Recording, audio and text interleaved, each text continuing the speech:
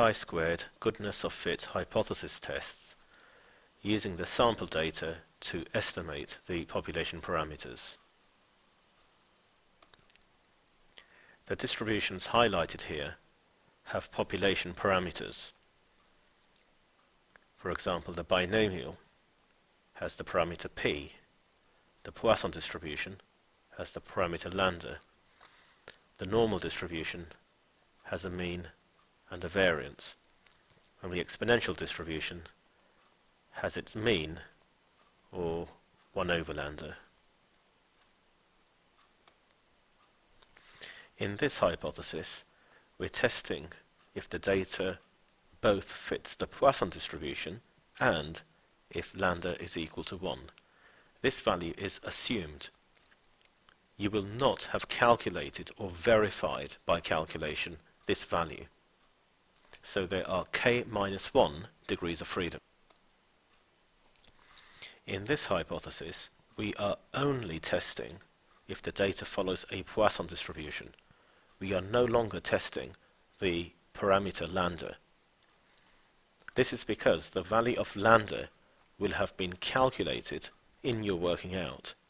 And once you've calculated the value of lambda, you are no longer testing for it. We know what the value is. So we're using k-2 degrees of freedom. So for distributions that have population parameters, if you've calculated the population parameter, then you are no longer testing for it. Then in H0, only the distribution is mentioned and not the parameters. And the number of degrees of freedom is no longer k-1. This table summarizes the number of degrees of freedom to use in each case. So always use k-1 degrees of freedom unless you have a probability distribution that has parameters. For example, p, lambda, the mean, which is 1 over lambda for the exponential, the mean, the variance here for the normal distribution. So in each of these cases, if you've calculated these values first, then these are the number of degrees of freedom. And you'll notice for the normal distribution, it's different to the others, because instead of calculating one parameter, you're calculating two, and that's the reason for the k-3 degrees of freedom. So once you've calculated or verified these parameters, so you may have a question that says show that p is equal to 0.3, and once you've calculated it and shown it, you do not mention that value of the parameter in H0, H1, or your test conclusion. You are only then testing for the actual distribution and not the parameters. Because we already know what the parameters are, we don't need to test for them. Example 1, we need to show that our random sample fits a Poisson distribution.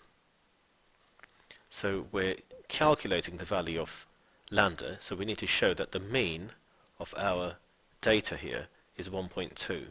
Now because you need to show that it's 1.2, you can't use this method, where on the calculator you enter all of your data and then you get the mean from the calculator. There's no way of showing the examiner that your value is 1.2. So instead we use this formula for the mean. So the sum of all the x times f values, so you multiply these in pairs. The last one doesn't do anything, it's times 0, so we can ignore this.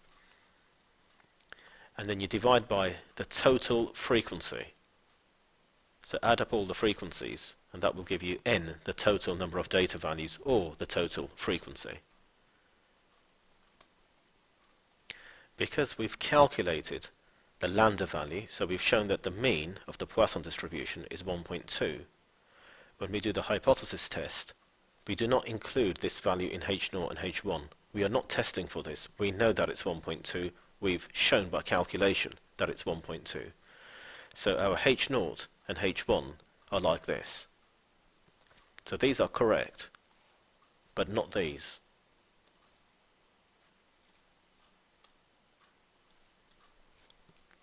And we're using k minus 2 degrees of freedom, and not k minus 1 as we would have done down here.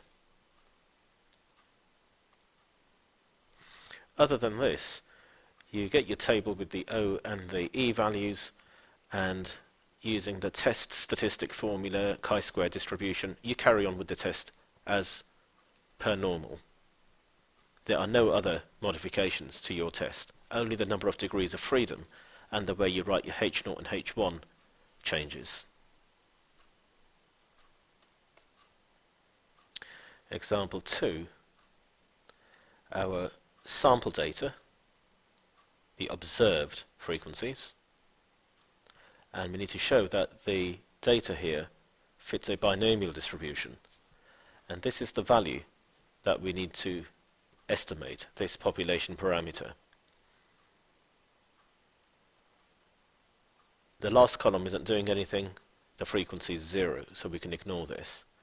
So we have our frequency table, and we know that for the binomial distribution, the mean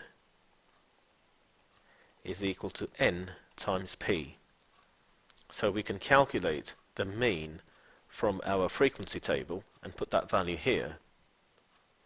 And we have the value of n, which is 8, and when we divide these two, we can work out the value of p.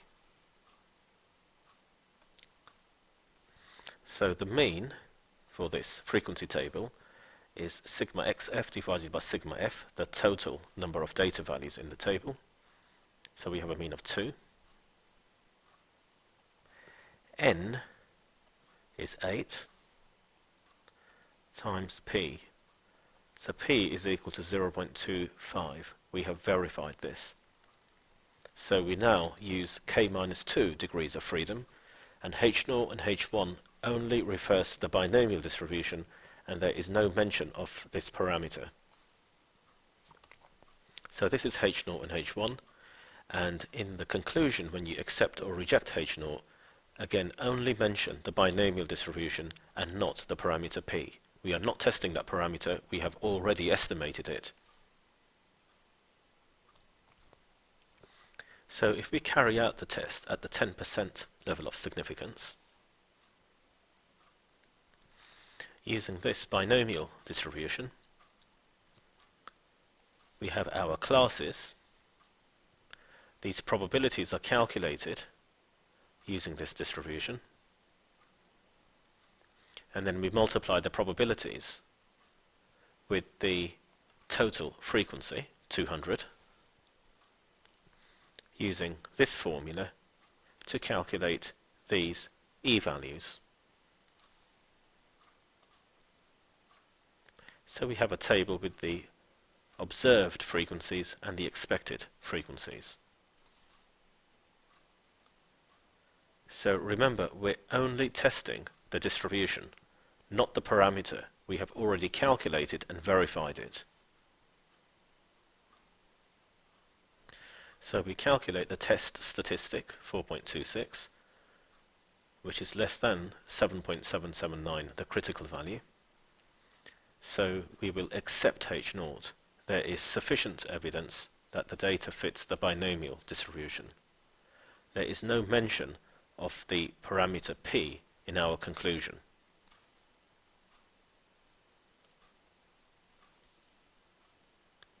K minus 2 degrees of freedom were used with the chi-squared distribution tables for this critical value.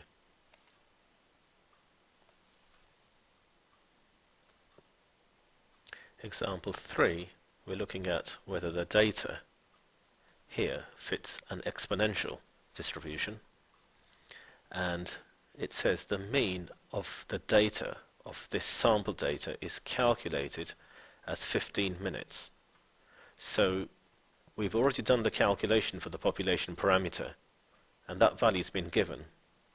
So we use k minus 2 degrees of freedom. So without doing the test, these are the hypotheses with k minus 2 degrees of freedom. There is no mention of the population parameter. So we have not mentioned an exponential distribution with a mean of 15. Example 4, we're testing to see if our sample data fits a normal distribution, and it says the calculated values of the mean and standard deviation, so for this data, is 50 and 15 centimeters respectively.